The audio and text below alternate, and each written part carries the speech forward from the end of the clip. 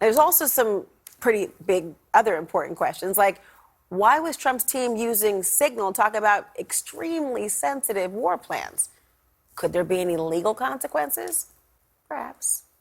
This could violate laws about record keeping and the handling of classified information. There's one pretty big caveat here. The people who would actually call for investigations are the same people who might find their way in that group chat. With me now, retired Navy Admiral James Stavridis, a CNN senior military analyst and former NATO Supreme Allied Commander. He's also a partner at the investment firm, the Carlyle Group. Admiral, thank you for joining us this evening. As you've heard already, President Trump, he kind of brushed off the report, basically saying it didn't stop the operation in Yemen.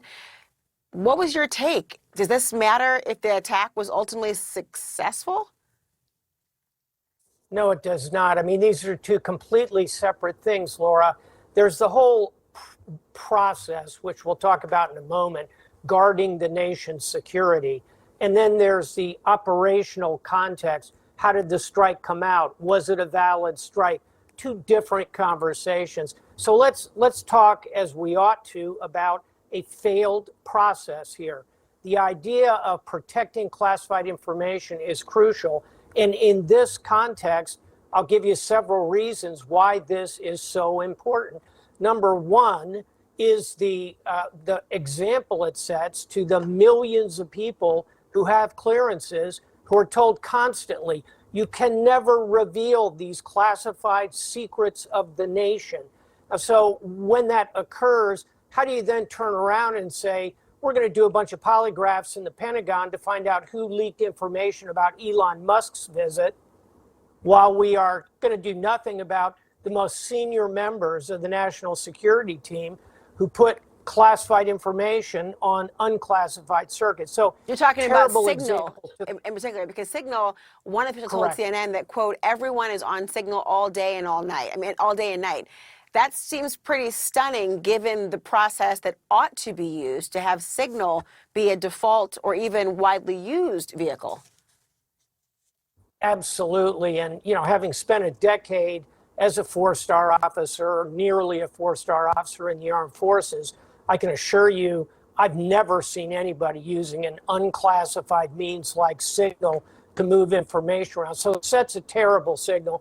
Number two, our allies look at this and they say, I wonder if the United States can be trusted with our most advanced secrets if they're going to be leaked and put into highly unclassified settings like this. And number three, think about what we are revealing to our opponents. We've allowed them a valued glimpse into the highest levels of our national security team as they make big decisions. Believe me, it's high fives in Moscow and Beijing and Caracas, Venezuela tonight.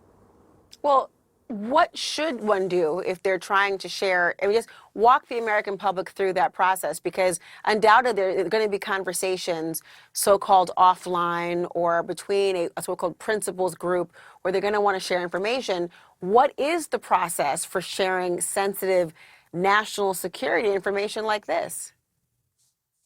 The United States appropriately has invested billions and billions of dollars in creating systems that are truly hardened. They can't be penetrated by our enemies. One such mechanism is called the SIPR net, which is effectively highly classified email.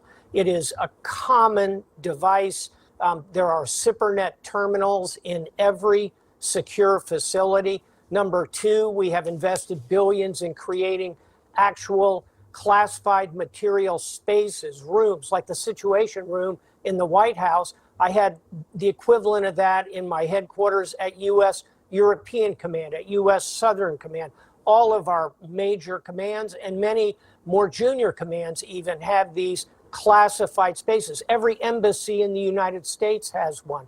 So there are classified email systems, there are classified spaces to have these conversations, and we even have handheld devices that provide this level of classified protection, SIPRnet, wow, cell phones, if you will. So I just cannot understand why this team would default to using Signal and in particular, sending highly sensitive operational documents. That was the culmination of this. Secretary of Defense Hegseth putting this on Signal. Very shocking. Sounds like you had to work to fall off this particular ladder in this way. Admiral James Stavridis, thank you so much. My pleasure.